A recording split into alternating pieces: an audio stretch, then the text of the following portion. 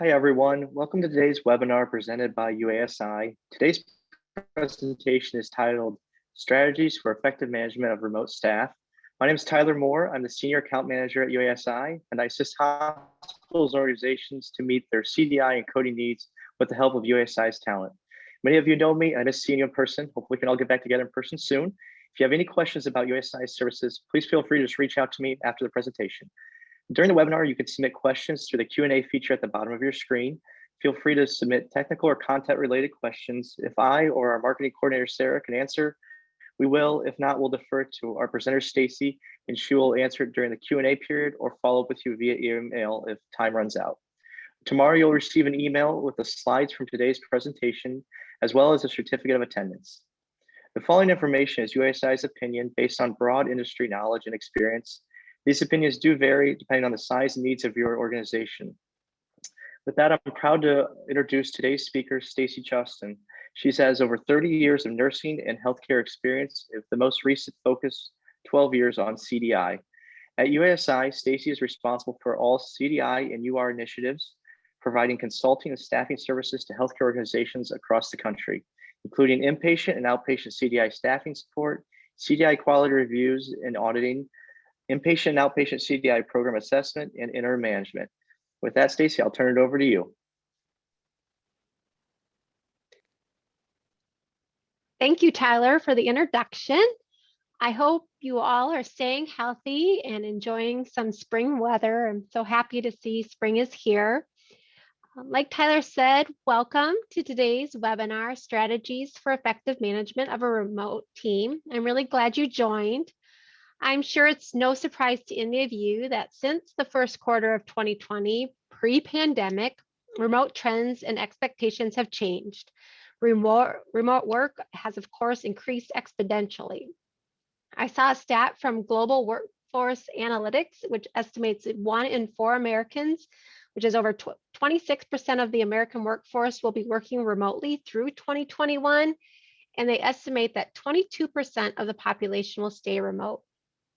I personally have been working and managing remote teams for the past 8 years, as well as many of our CDI leaders at UASI. So today, through the presentation, I hope to share with you some of our success stories, and as well as talk about some lessons learned.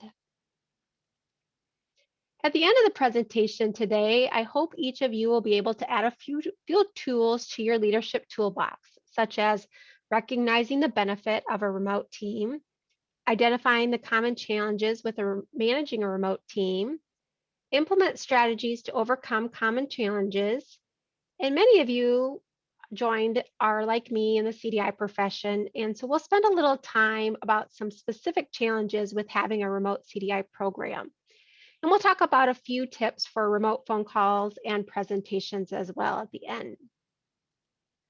Before we get into today's presentation, I have 2 polling questions. The first one, just curious on the audience, has the pandemic changed your place of work?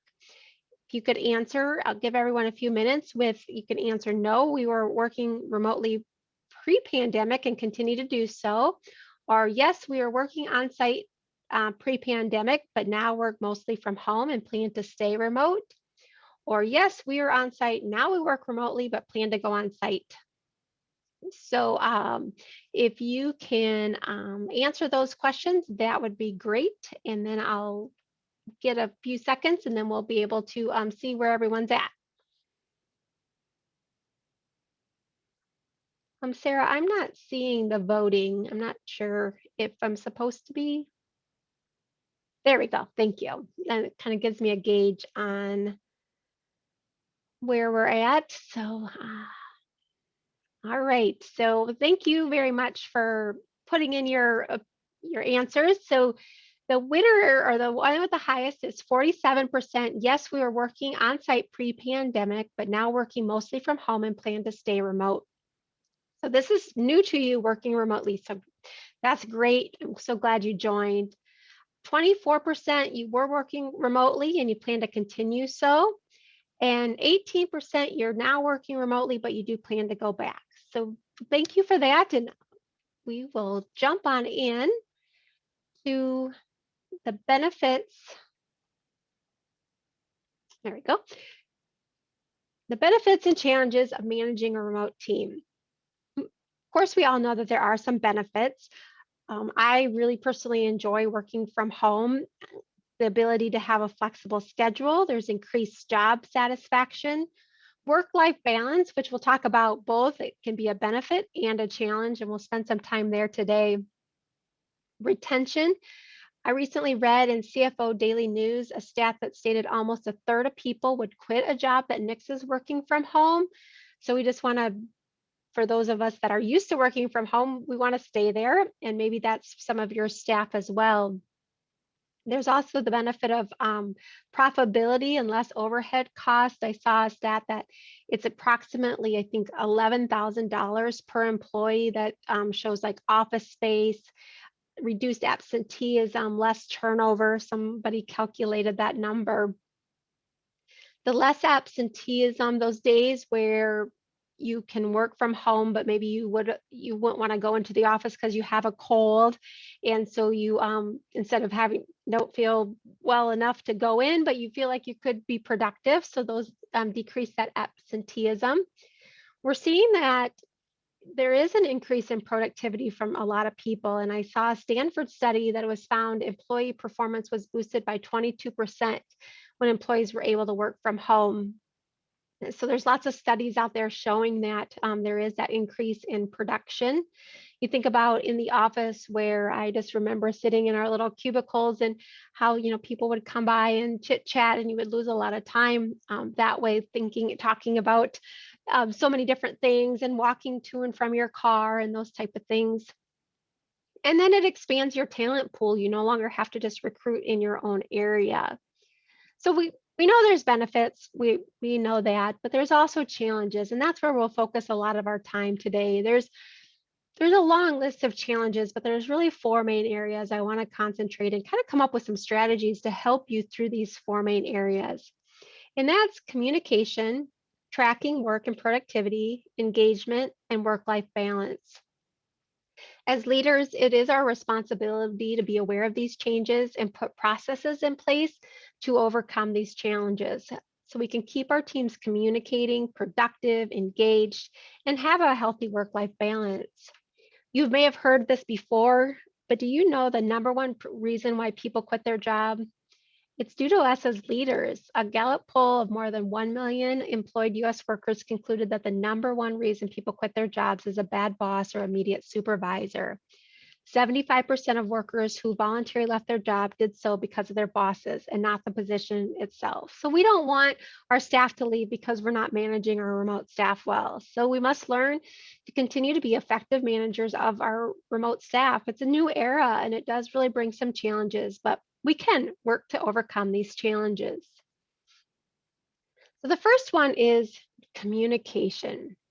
When you're in the office, it was so much easier. You could walk down the hall, look over your cubicle, meet them for lunch with your remote team. But being remote, you do have to manage and communicate differently.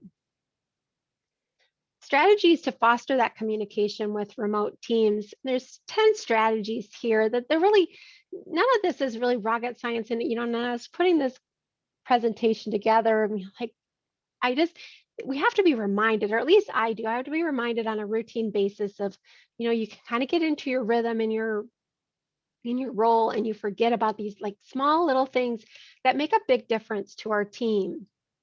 And one of them is just being proactive. In the absence of seeing your team and colleagues on a daily basis, it's easy to take your normal communication levels for granted. When you work from home, you just have to be proactive in keeping that line of communication open so no one feels isolated or left in the dark. It really takes some intentionality. And we'll talk a lot about on the next slide, the establishing of regular check-ins. That's really important. So you have that on your calendar so you make sure that you have touch bases with your whole team. Setting clear expectations. This is a high priority. And ask yourself, does your staff know what is expected of them? Do you have metric goals established? Do you provide feedback if they're not meeting those metrics? And we'll talk a little bit more about that too, but for optimal staff performance and strong working relationships, expectations must be clearly communicated, understood, mutually agreed upon, and I really even suggest put in writing.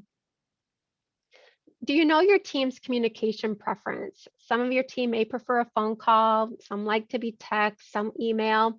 You may not always be able to follow that preference, but at least, try to know, hey, they don't really care for having text. Or, my preference is to go through email, but sometimes if an email chain goes back and forth too much, you just have to remember to pick up that phone. Avoid micromanaging. When I first led a remote team, that was really challenging for me not to want to micromanage.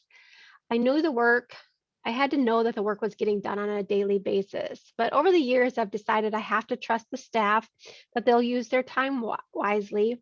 And there's always going to be a handful of people in every organization that take advantage of remote work. But they're also the same ones that probably took advantage of time in the office. And I just have to remind myself not to punish the whole team for a few exceptions to this rule. Provide social opportunities or opportunities for social interaction. This is an area that I need to remind myself with, just to encourage your team to be able to interact with each other. It was so much easier in the office setting.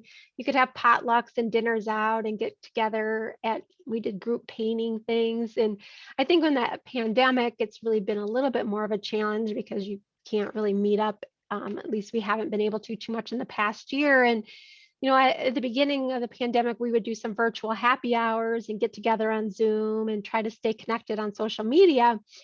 But sometimes at the end of the day, you just want to be away from your computer. So you have to kind of keep being creative and know what your team needs. Some people need more interaction, some people don't. If you sense that there is a need for interaction, then you need to schedule something. Establishing communication plans. I think this is really important. So the employees, your staff, your team, they know when and how often you want to hear from them and how often you plan to communicate with them so they can have that expectation. Our UASI managers and supervisors, their direct reports, they know that they're going to get a weekly email from their manager or supervisor. And it's going to have some education in it. It's going to have their recent QA results. It's going to have their productivity, any upcoming meetings are if they need to know. And then they have routine check-in calls, and that could be weekly, twice weekly, or monthly, just depending on how long the employee has been around. Also determine what your desired response you want in communication. For our UASI CDI leadership team, we developed a kind of what we call our communication manifesto, which just it has outlined of what we want for communication. For example, we expect a response in 4 hours from an email. And most often we respond within the hour, but we let each other know if we can't respond, or maybe we have a heavy meeting day, but we kind of break up some time so we know, hey, that's going to be the expectation, because we don't want to wait a day or two for that response.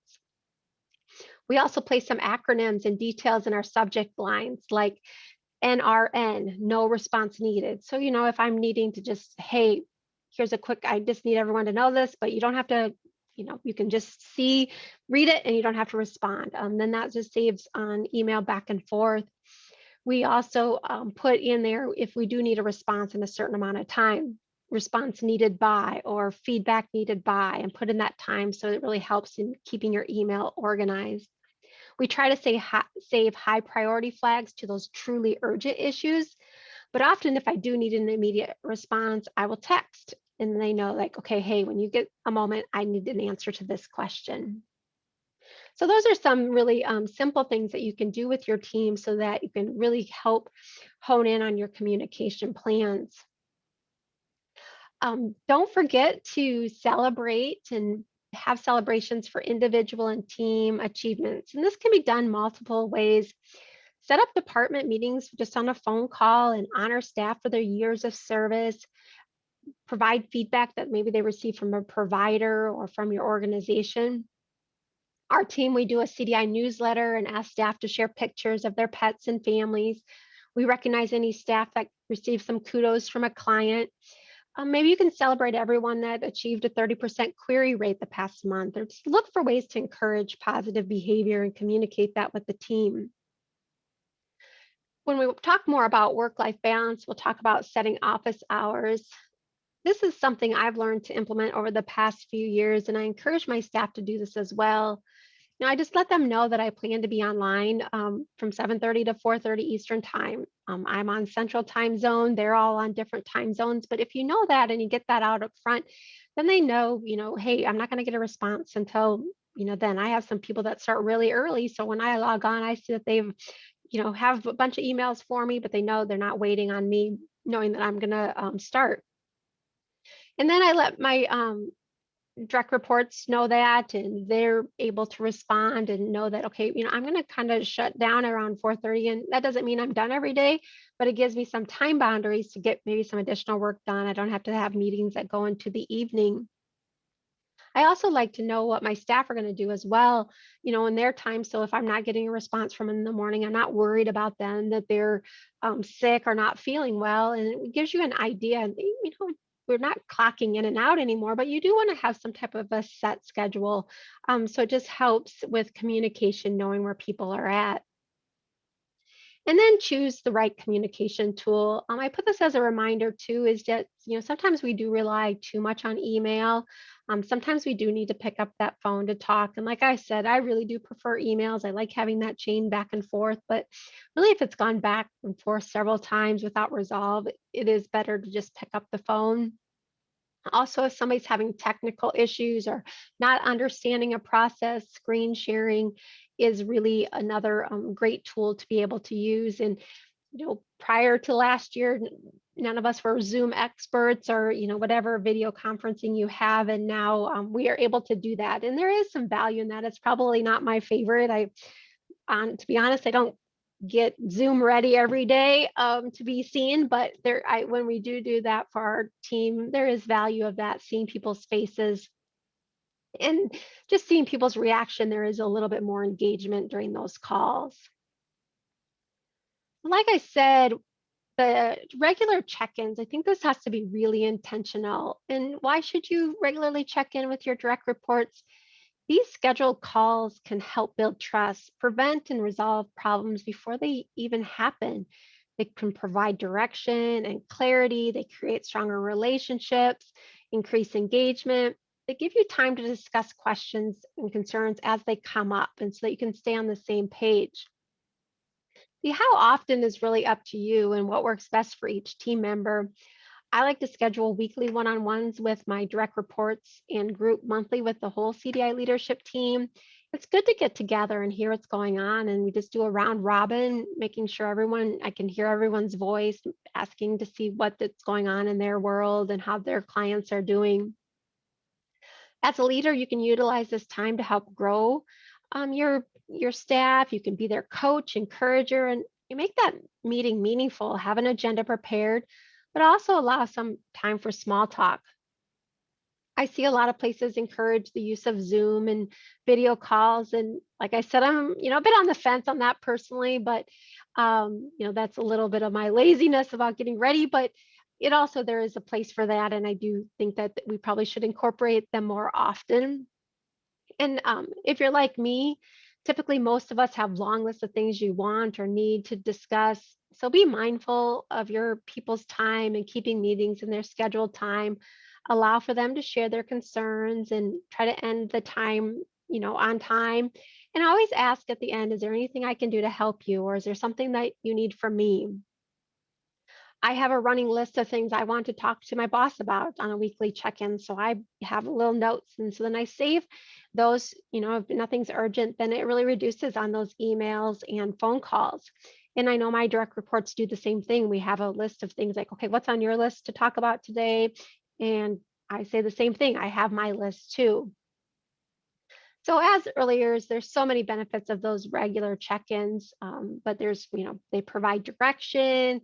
You can continually help them grow. It prevents miscommunication, really provides an opportunity for collaboration. And sometimes it may feel like you just don't want another appointment on the calendar, but I really do feel in the end it does save time. This approach really helps keep you connected to your remote team and alleviates a lot of problems before they become too big. None of this, I have a sample agenda here for what some check-ins can look like. And it's not rocket science, but I can have a busy mind and want to jump right into task at hand. And I just have to remember to slow down and take time with each team member when I have one-on-ones. I need to have reminders. So the next two slides I just thought would be helpful for each of you during those check-in calls. And here's just a really simple sample agenda. Opening, start the call with just saying their name and using first names.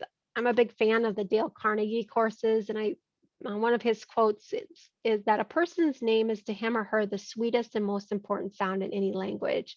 Just that they know that they're valuable. Just begin with, how's it going? What's working? What's going on in your world today? How are you managing things? If it's a team call, I like to try to ask an icebreaker question, something simple like, what's your favorite thing about spring or a holiday or what you do this weekend, just to kind of get people engaged. And sometimes it's a struggle transitioning to the agenda or getting back on track. But most of the time I can say, thanks for sharing. I appreciate knowing a little bit more about you. And then here are the things that we want to talk about today. And then I want to make sure that if there's anything that they want to make sure that we make time to talk about today as well. Be sure not to have meetings, make them valuable, informative, and organized. Be sure to pause to see if there are any questions. And I think the conclusion is key when we go from meeting to meeting to meeting, that whole action items, who's responsible for what. I have to take tons of notes just because that's the way my brain works. And on every call that I'm on, I star any things that I need to do. And then that's what I refer to, like, okay, did I get that done? And then when I'm assigning it to somebody or asking somebody else to do it, then I also make a star to make sure that I follow up. And I like to recap that at the end of the call just to make sure that everyone's on the same page. Like, so the end of the call, I say, hey, I'm going to do this and I'll get this to you by this, or I'm going to try to get to you this. And hey, I have you assigned to this and I'll follow up with you. Having that accountability really helps, and just to make sure everyone's on the same page, that they heard you.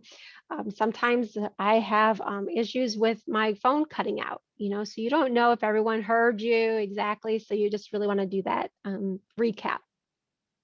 And then end in a positive way. It's the first impression and the last impression. And just asking, is there anything else you want to talk about? Anything else I can do for you? And that really just makes a healthy one-on-one check-in call. So sometimes though, you do call week after week after week, and you're like, what am I going to talk about? And if you've been on any presentation with me, you've heard me say my favorite quote is progress over perfection. And let's be honest, we have good days and some off days. And some days I struggle with, what should I ask my team member? Or, what are we going to talk about this time? So on the left is just a list of the questions that you can ask your remote staff. Really get to know each other questions, even those that you've been leading for quite some time. All employees need to know they're valued and their opinions and ideas matter. And so I just hopefully these will spark some ideas for you to use on your next call with your team. A couple of my favorites are, how can I better support you? Or I more often say, is there anything you need from me? And I like to say, tell me about how your week is going, or what's going on in your world this week, just to really understand, so I can know what's stressing them or what's bugging them, or if there is any way that I can support them better. As I was preparing this presentation, I'll be honest, I felt some pangs of guilt when I get busy, a lot of, irons in the fire, juggling lots of different things. Communication really is the first thing to go the wayside. I get buried in the work and forget sometimes about the people doing the other work. So I printed this off as a reminder again to look at weekly to keep, improving my communication with my team. At UASI, our CDI leadership team, as well as our consultants, are all really amazing. And I don't want any of them to ever leave. So I want to make sure they all feel cared about and want to continue to work with me and the rest of our team. So I do need to ask, what more can I do? And am I showing compassion? Do they want to collaborate more? And am I talking too much and I need to listen more? So hopefully those things are kind of just for you to be able to do a little bit of a self-assessment on yourself, and to do that on an ongoing basis to continue to really hone in on your communication skills. with that remote team. It just takes a lot of extra effort and reminders for me to continue to work on that communication because it's not as easy as walking down the hallway to talk to somebody to resolve an issue. So that was the first challenge. How about tracking work and productivity? That is the second challenge we'll talk about. Gallup reports that employees with clear goals and responsibilities and expectations are really the more engaged in the workplace. And when determining expectations, the best places to start is always with yourself. You're the example that your team will look to emulate. The better you work to establish this culture of ownership, the easier the transition will be for your team if they've moved to remote or if they are working. Make sure you know what hours are you expecting them to work. I used to work on Sunday evenings to get a head start for the week to come. But then I started noticing that my staff was working on Sunday night as well. And I'm like, that wasn't my expectation. I was just doing that to feel better for my week. And I never communicated that, but they saw me doing that. So then they thought, oh, well, she's doing that. Then I should be doing that. And that was never my intention. So, now I'm like, okay, I try not to work on weekends because I don't want that of my staff. I don't expect that. And if I do, then I save my emails that I'm sending out until Monday morning. So just to, being intentional about those type of things, your staff are emulating you. And so you want to just be cognizant of that kind of stuff.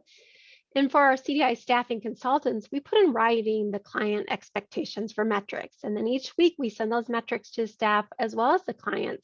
We work with our staff to make sure they're meeting and exceeding those metrics. We don't want any ambiguity on what is expected of them.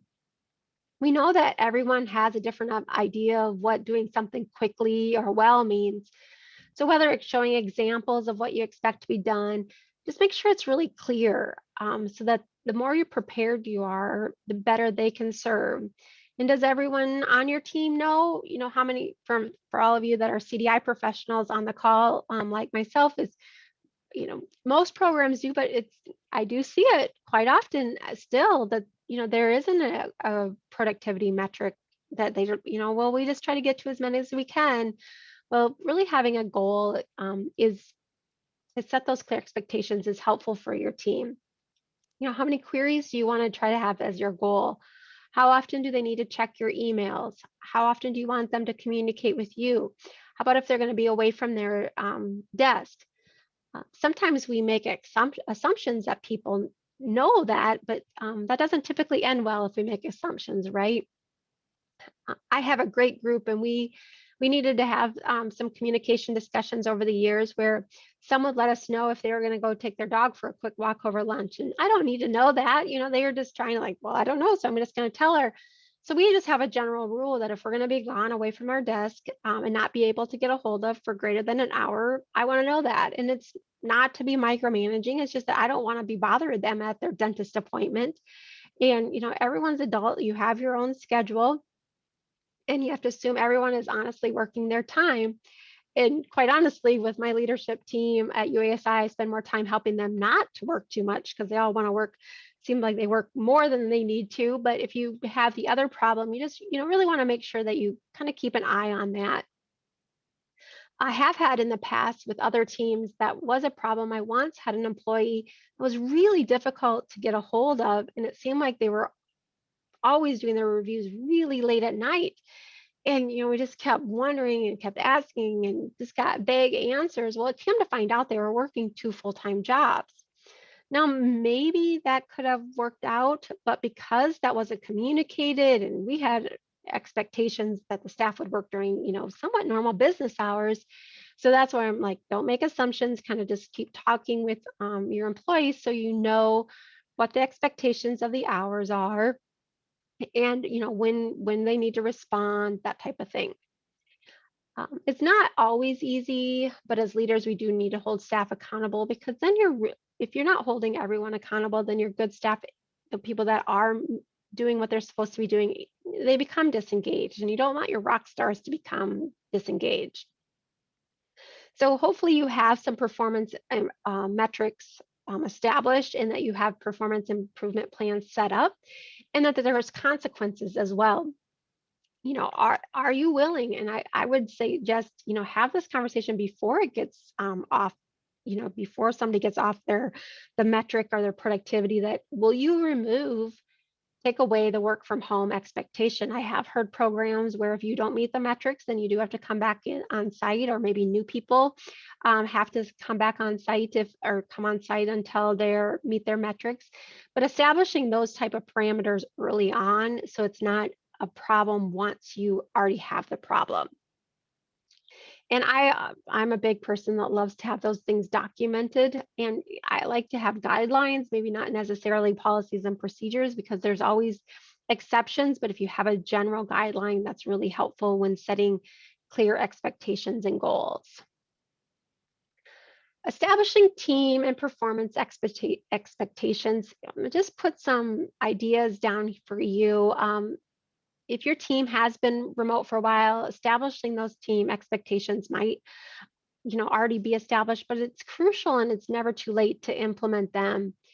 At UASI, we provide CDI consultants to hospitals across the country, and I love hearing when I hear about how different teams at particular hospitals have gotten to know their hospital teams and how they work together and how they collaborate. And I just recently heard that they get together and have wine Wednesdays, like after work, and just those type of things. And when you have that team camaraderie or whatever, it's really easy to set up these team expectations.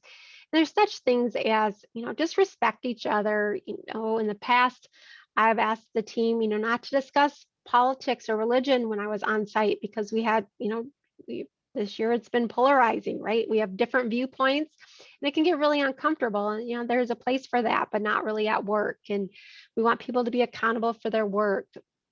We want to be flexible with assignments and tasks. It's going to change, and willing to help and ask for help. This is key to let the team know this. In the remote environment, we can't see if somebody's struggling or getting behind. And as an adult and a professional, give your team permission to ask for help. Be open to feedback, be reliable, show up when you're going to be, share ideas, and be encouraging to all team members. And then on the right, really just, really general guidelines. These are the things that I would want to put in writing for my remote team, so that there's no ambiguity. These are the performance expectations for our remote team. So the third challenge is keeping your staff engaged and motivating employees. I have a list here. We want our teams engaged, and that's really a challenge when we're not in the office. And it actually is a challenge when we're in the office, and now it becomes even a bigger challenge with a remote team. And we know engaging employees is critical for retaining those valuable, talented people, and it's an important piece of that employee satisfaction puzzle. Disengaged employees are more likely to leave their jobs, and according to Forbes, employees who are engaged in their work are more likely to be motivated and remain committed to their employee. So as leaders, we really need to look for continual ways to support our team and keep them engaged. There's a list of 12, and I'll just kind of give you some ideas as we talk through these. And, again, just good reminders, right? To take steps to develop and build and maintain your relationships with your direct reports. We already talked about this in communication, but it does bear repeating it. It's key. We don't want to neglect that remote communication. We get busy. It can be easy to communicate and think it's a nice to have, but not essential. But if you cancel a one-on-one or a meeting, look to reschedule as soon as you can. That building rapport with your staff is what will help you work through problems when they arise. That can just really help and benefit if there's doubt. And if you make a mistake, it really helps, support that team if you have that rapport. Work to give everyone on the team a sense of belonging. Make sure everyone on your team is in contact at some point in a given week or a month through check-ins, department meetings. And maybe you have a really large team. I know there's a lot of big hospital systems, organizations that work together for the remote team. And maybe you have to divide and conquer, set up some groups and assign a team lead to ensure everyone on the team knows someone, is looking out for them, and is checking on them. You can stay connected through technology. We talked about Zoom. We've had a private Facebook group that we have with our CDI consultants and team. When we share pictures and give updates, it's not always easy to keep up to date, and social media isn't for everyone, but for those that want to be active and involved, it's a great place. Use that. I just recently got invited to a Marco Polo app where you just send little videos through people, and they just kind of research that and see what your team wants and needs, just so that they feel part of your team. Showing you care. There's always that Gallup question that my manager cares about me, and so it's really on us to take our time and emphasize and appreciate our employees, that they have a life outside of work, and show that you are supportive of their success by asking questions. Work with them to help them achieve their goals, rather than, did you get this done? Did you get this done? Remote employees and all of us, we encounter bumps in the road, and we want our leaders to be able to help us and provide solutions with a clear and positive message. And we can encourage our team through that optimism, positive energy, setting a positive precedence by, hey, we're hit a bump in the road. We are really busy right now, but that's okay. We're going to work together. We're going to get through this. And sometimes you just have to feel like you're the cheerleader. And that's what we are as leaders, sometimes just cheering on our team.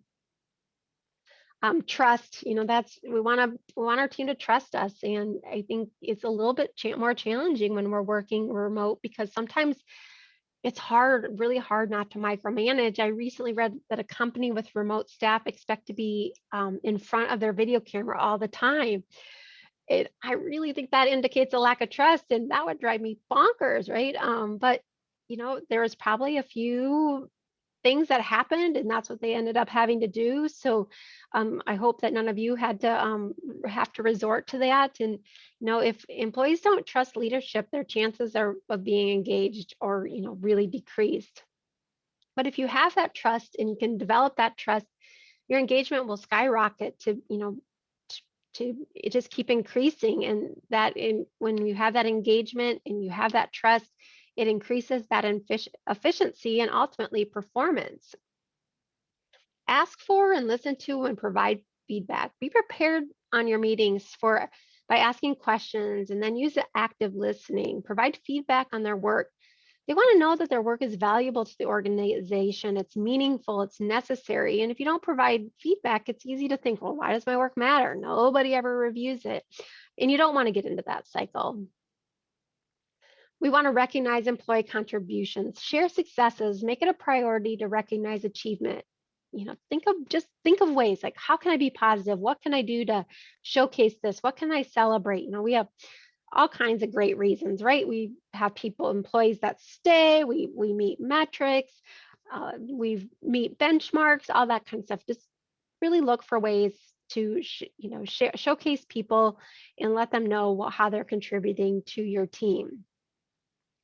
Also, just keep them in the know, right? We want to give department updates. What are you hearing from the C-suite or from your leaders, or how are the metrics you're doing? Share metrics, so they can see as a department, hey, we're moving along. Hey, we're meeting the metrics. Keep them in that know.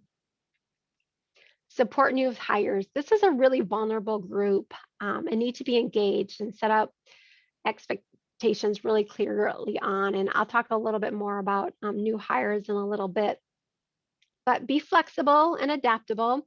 If someone's getting their work done and they have to leave for an appointment, focus on their outcomes.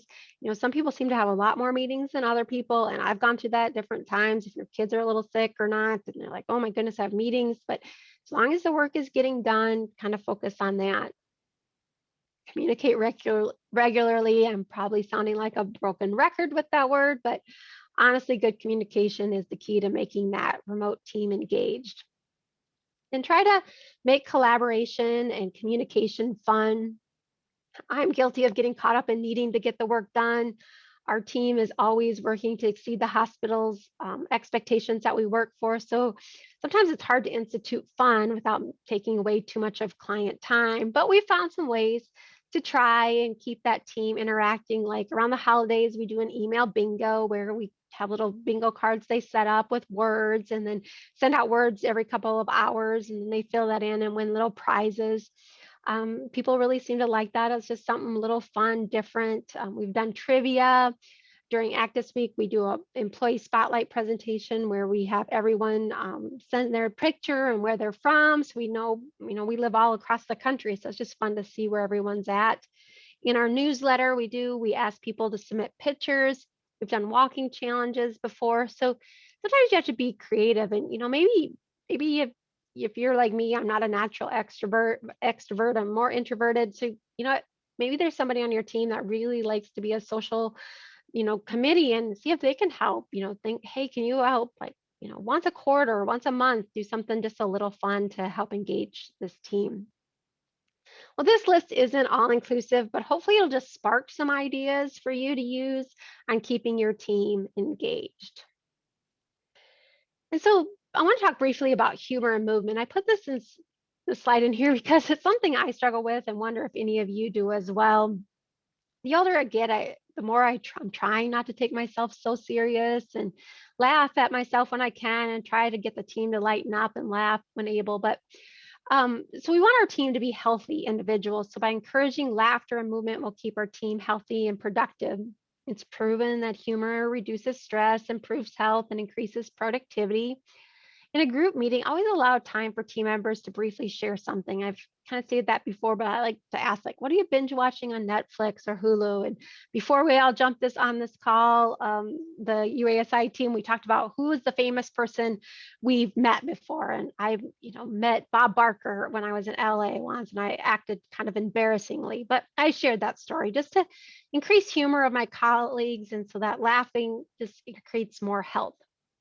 But you have to keep it a professional, of course. And, sometimes there's a fine line of that, but it's just even by smiling and being positive releases those good and healthy endorphins for your team. And movement. If you want to see some scary stats, Google sitting disease. No way around it. Remote jobs increase sitting. And I have to be very intentional to move during the day. And I'm by far, some weeks I'm good at it, and some weeks I'm an absolute failure. I have a desk treadmill, and sometimes it's just a dust collector. And I know some of you have standing desks. So it is important to try and encourage movement throughout our day. And without movement, the body stops working. We have brain fog, discomfort, and injury. So if you have time while I'm finishing up this presentation, I think I'm going to have time for questions, but I would love to hear if you have any great ideas about movement. And if you want to put that in the Q&A section, I'll read some of those at the end of the presentation. I recently, somebody told me about Zach Bush, MD. It's a 4-minute workout, and it's just a little video. I can get it done in 2 minutes. I try to get that done, once or twice a day. Ideally, you'd be 3 times a day, but just being honest. So if you have any of those great movement ideas, we have to just continue to hold us accountable to try to move during the day, because we know that that is healthy. So just thought I'd throw that in there. I still struggle with this. I'm sure some of you do as well, but hopefully some of you will give us some good ideas in there. So the last main challenge is the work-life balance. And we talked about this could be a good or not so good thing, right? And I'm personally very thankful to work remotely. It's taken me 8 years, and at times I still struggle with the whole work-life balance. My office is always just a few steps away. There's always one more thing I can do for work, or I think, oh, I'll quick hop on, finish something up, and then all of a sudden 3 hours have passed on my Sunday afternoon. And we are, as employees, are examples for our leaders, and we need to be, establish those healthy work-life balance. There's always going to be more work to do. And I don't know about you, but I could work endless amount of time and still not feel caught up. So we have to use sound time management principles to work, and then transition to home time. So we need that for our staff too. So there's 3 things that really you need to set up right away. You need to form routines, set and honor time boundaries, and have a dedicated office space. We already talked a little bit about this, but routines really create efficiency and discipline, as well as your staff to have a routine. Have those start and stop times, and you can always expand them, but at least you know what time you're going to get up to go, because otherwise you can just kind of keep putting it off. And so you want to have those times. And with that, create dedicated office space. This was one of the first things I did when I was working from home, and my kids are now teenagers, but they were younger, and they had to understand, okay, if the door was closed to my office, the only way they could come in without having a consequence afterwards was the three B's: bleeding, broken, or breathing. Don't come in unless somebody was bleeding, something was broken, or someone wasn't breathing. And I made sure to let them know that. And I would have breaks from this. I'd tell them, okay, I'm going to have a break from this time to this time. Then you can ask me any questions that you want. And, they got really good at this. And, now they're teenagers and they could care less what mom's doing and go on their way. But if you have young kids, and if your team has young kids, just really help them, encourage them to set some boundaries. I think this pandemic has caused working parents a whole new balancing act with homeschooling. And hopefully this is resolving, but you will need to address that issue with your staff who have young children at home. For me as a leader, I want to be super supportive of that. But I also don't want to be taken advantage of. Our staff are paid to do a job, and you expect them to do a good job. And almost everyone does in that case, right? They work around, they do that, but there's always those exceptions. And we have to manage so people don't take advantage of working remotely. If you feel someone is taking advantage of that, I encourage you to have that crucial conversation before it gets out of hand, because if people see that, someone is taking advantage of it, then it just makes it easier for the next person too. So be clear, encourage, talk about routines, setting up boundaries, and having that dedicated office space. I think those will really help with that work-life balance.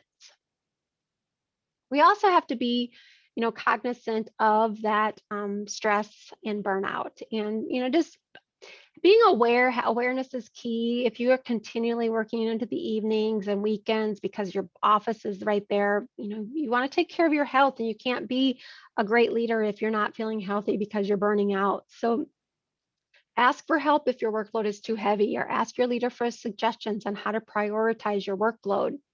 I love lists in my calendar, and I hope each of you have a system to keep you organized. And every Friday afternoon, I plan for the week ahead.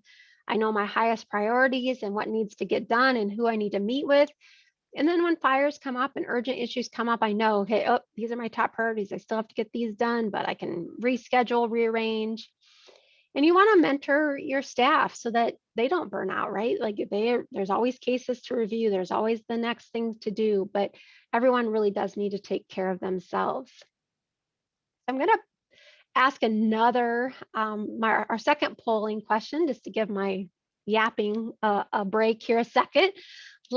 I'm just curious, what is your CDI's team's biggest challenge? Now, so I talked about these four: communication, tracking work and productivity, keeping the team engaged, work-life balance. So maybe you have those four, but I'm also curious, sometimes we can talk about this, but if we don't have enough staff, or if there's a ton of organizational demands, restructuring, that type of thing, those are sometimes your biggest challenge. Or maybe you're just listening in today and you got all these things figured out, then you can put other. We'll give everyone a few seconds to answer those.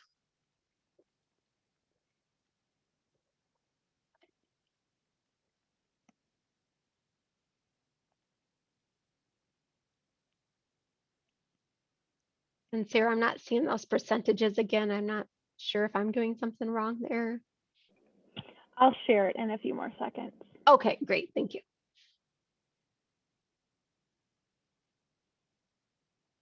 Awesome. Thank you.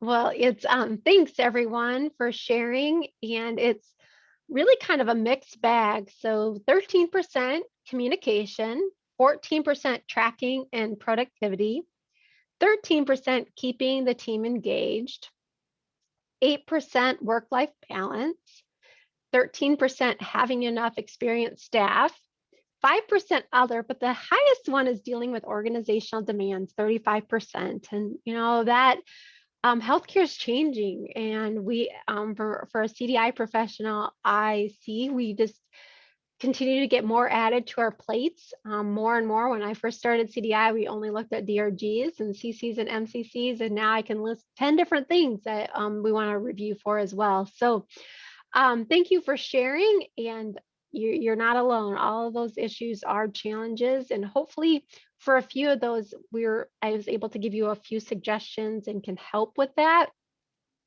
And as I stated, we're just going to have a couple bonus topics here. And I've talked a lot here in generalities. Many of you on the call are CDI leaders and probably saying, yes, we can work remotely. Thanks for the tips. But what about engaging providers or collaborating with coding and quality? And how do I get new staff up and running? And what about meeting with the C-suite and providing feedback for CDI audits? And those are all great questions. And yes, it is possible to do these things remotely. However, sometimes we need to be creative, and depending on your organization, sometimes you just do have to be on site.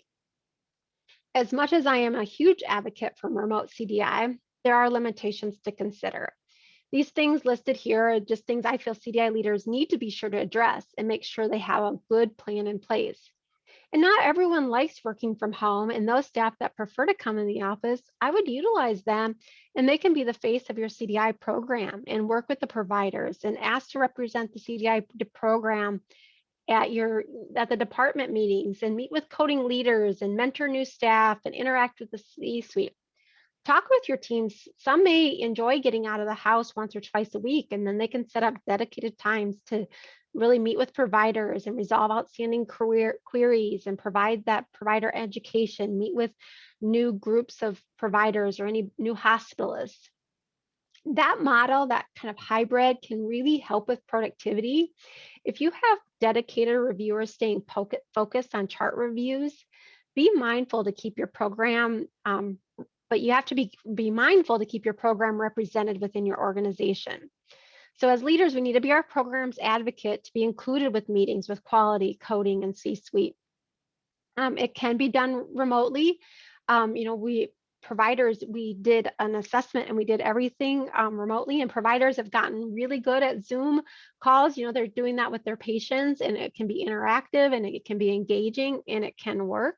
But if you don't feel like it's successful, then you may have to restructure, and some people may need to be on site, and you want to just make sure that your CDI program is front and center.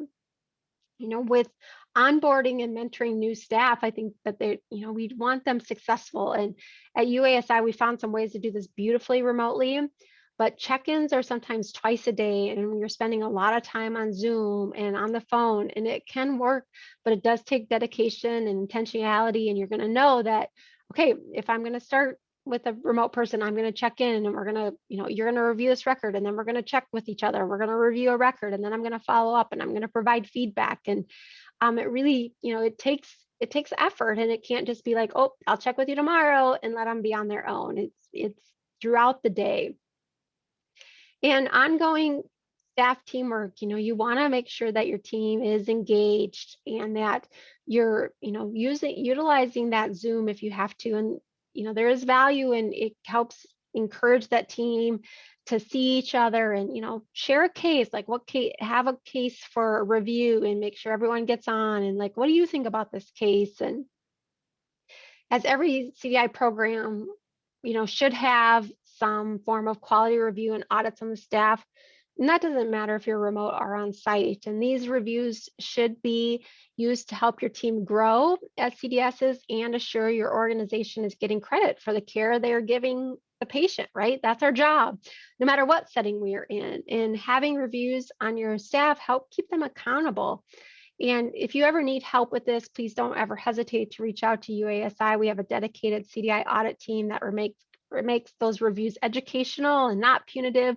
It's just really to help your program and your staff grow and learn and become better CDI team. There's stuff to learn all the time, and it's impossible to know everything. And so encourage your team to continue to learn, and so have plans in place for, I would say, these 6 areas to really be mindful of as our, if your team has moved remotely for this past year, ask yourself, are our providers engaged? Am I still talking with coding and quality? And does my boss, as the vice president, the CEO, CFO, do they know about our CDI program? And how's our new staff doing? And how's our teamwork being? And are my staff getting reviews, and do they know that their work is of value and it continues to grow and keep getting better?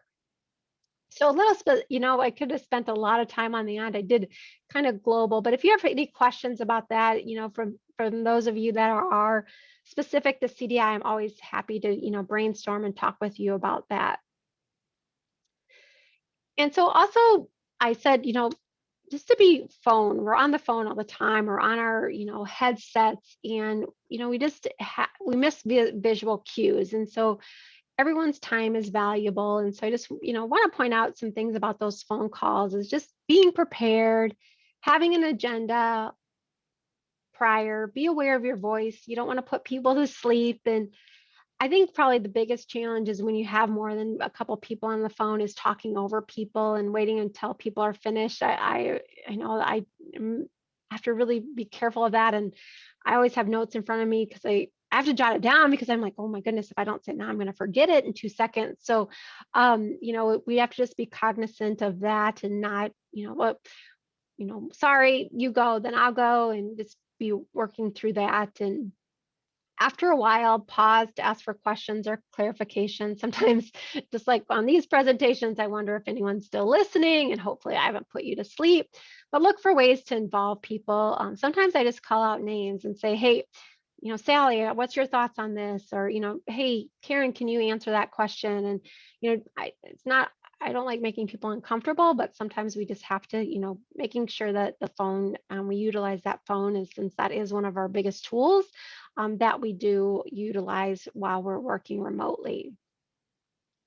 I won't go through this whole slide, but it's just kind of a nice resource to remind each of you and myself about our voice. And I read Dr. Maher found that 38% of the impact of our presentations comes from what the audience hears, not the words, but the vocal quality, volume, pace, expression we project. And as you've all probably just witnessed, I have to constantly remind myself to slow down. And pretty much on every presentation, I get at least one person with a feedback form that says, telling me to slow down. And honestly, I do try, and I have notes all over my presentation to slow down.